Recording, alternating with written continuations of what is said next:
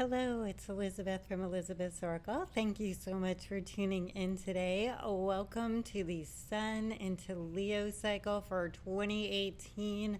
Wow, we are in the thick of it in the summer, and we have a lot of fixed action going on in this cycle. We have eclipses, we have a Mercury retrograde. So I'm going to explain it all. Here are the start times for each section of this video. And let's get to some charts. All right, so for this month, I've got 4 charts for you. So let's jump right in. As you know, I start with the day that the sun goes into the sign. So in this case, we are talking about Leo. And I did these charts a little differently this time. What you're going to see here are all of the fixed signs in the bright yellow color.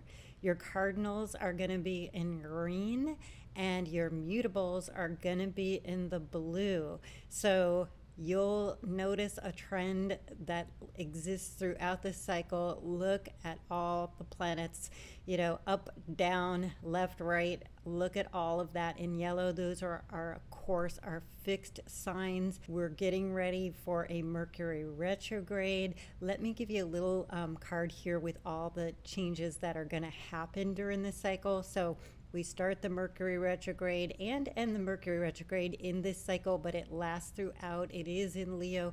So again, Mercury just stays there, which is really unusual. You guys know it's usually in a sign for a couple weeks, then moves on, not with this fixed energy. We have eclipses. And we have Uranus going retrograde, slowing down in Taurus. And then the sign changes are Venus and Mars. We have Venus moving on into Libra, the first autumn energy, and we have Mars moving backwards into Capricorn, but that's a little later in the cycle, so we'll get to that in a minute. Let's go to chart number 2, because this is another example of the tremendous energy we have going on. So this is a big full moon. Look at everything opposite here. We've got the South Node in Aquarius alongside Mars, going up against everything in direct opposition there to the Sun, to the North Node in Leo, and of course Mercury in the mix. And then on either side of those, of course, we have Jupiter in Scorpio, and across from it we have, of course, Uranus there in Taurus, and that will be making quite a lot of commotion this cycle as we hit the exact squares and oppositions. And of course, we have one leading right into that. Next chart, let's skip ahead to the new moon eclipse. So again, 2 eclipses in this cycle. This is the second one. This is the new moon, pretty strong degrees, 18 degrees of Leo. That's a lot of Leo when you're dealing with the Mercury retrograde in Leo. And when you're in this, fixed energy with so much contention in these angles. And the last chart I want to get to, this is kind of the saving grace chart. Very late in the cycle, on the 19th, we have our third and final Jupiter trine to Neptune. The water energy.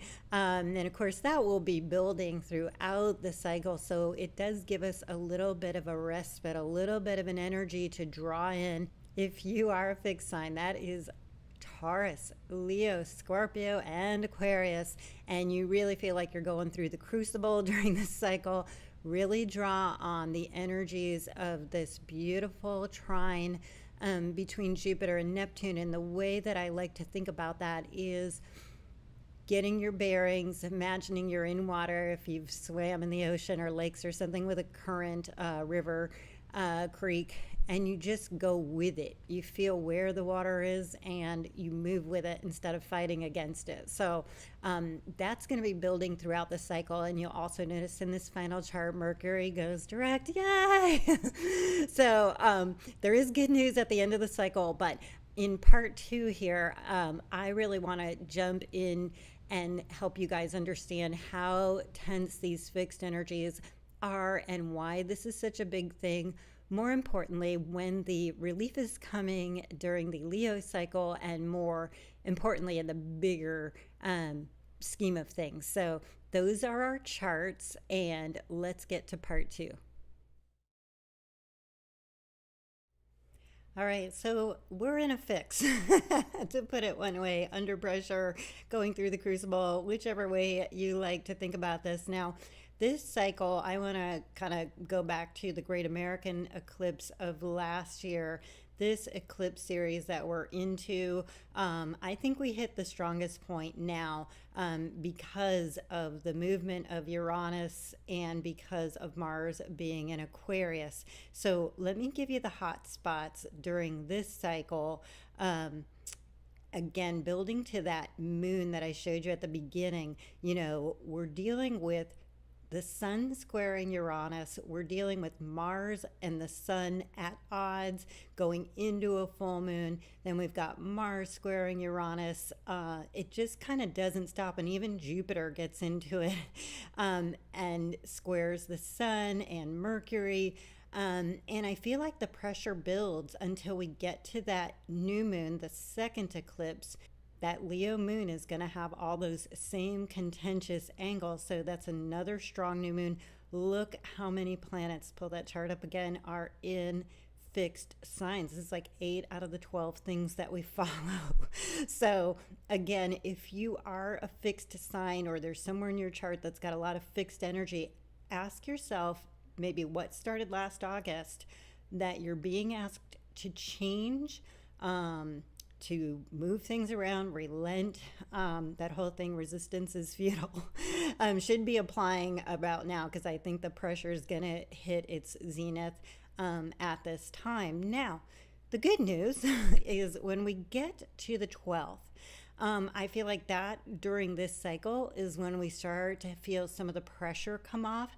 And that is because we're going to have Mars roll backwards, get out of Aquarius, and roll back into Capricorn, where it's going to be joined by Pluto and Saturn, but those guys are pretty far away from it. It's only going to get back to the late degrees of Capricorn, which is pretty strong, but it takes the emphasis off of the fixed signs. And again, by the end of the cycle, both Mercury going direct and the whole time we're going to be building to the Jupiter-Neptune trine, our third one of those. And I told you, those are really nice energies to draw from because it's very intuitive, very internal, and it will help you just sort of access your guidance. Next part I want to get into is when the pressure starts coming off the fixed signs, in the bigger picture. So we've got a couple things going on at the same time, in addition to Mars and Uranus and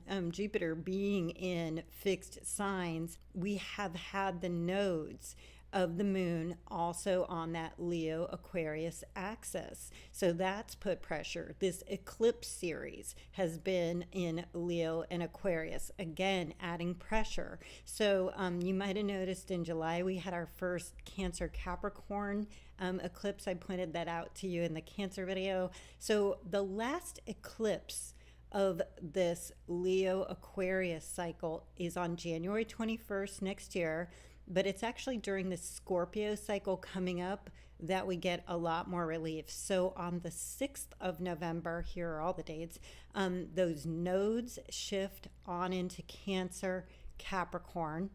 We also have Uranus backing up because it turns retrograde now, and it will take till November 6th to get back into Aries.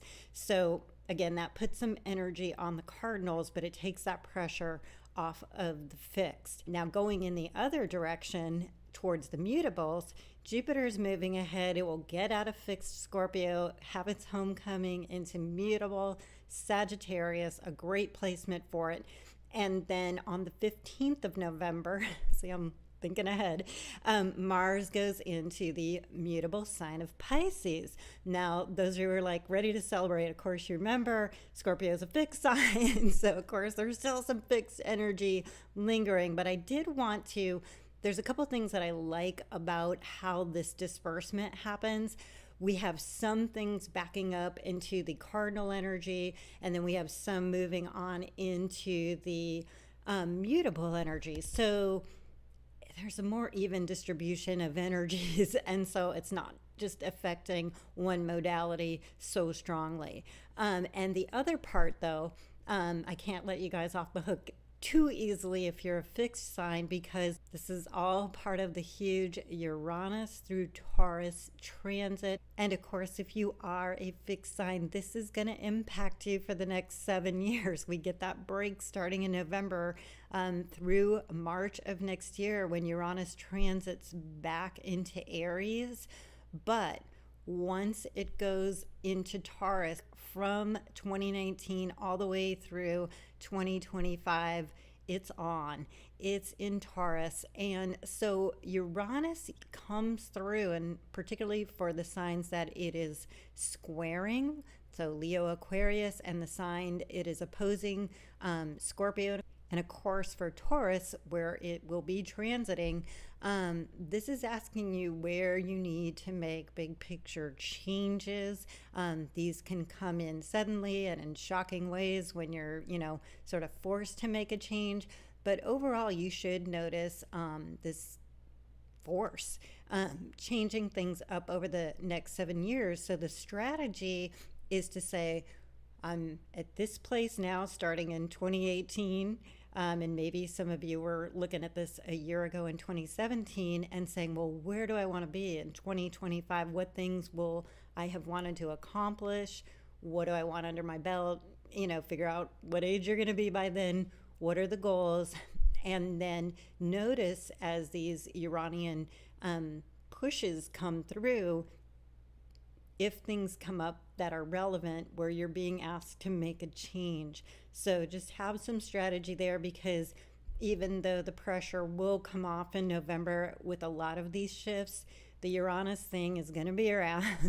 So for the fixed people, you're going to have to get used to, this component, and this, it's just an energy of change. That's what Uranus does. This cycle is pretty intense for you fixed signs and people with late degrees of cardinal. When Mars backs up into Capricorn, you'll be getting some of this emphasis. And of course, with the nodes shifting, more emphasis will be coming onto the cardinals, and ultimately with the eclipses next year too. So take a cue from your Leo friends and your fixed sign friends. Anyways, let's jump to the resources.